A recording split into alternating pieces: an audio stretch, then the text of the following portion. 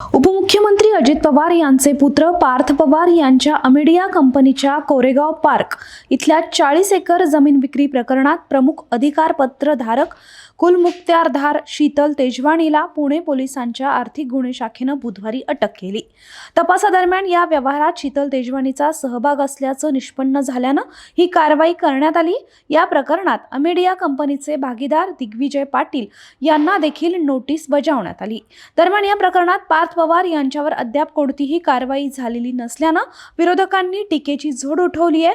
आता शिवसेना ठाकरे गटाचे नेते अंबादास दानवेंनी 4 सवाल विचारत राज्य सरकारवर निशाणा साधलाय। अंबादास दानवे यांनी एक्सवर पोस्ट करत म्हटलंय की पुण्याच्या जमीन प्रकरणात शीतल तेजवानीला अखेर अटक झाली।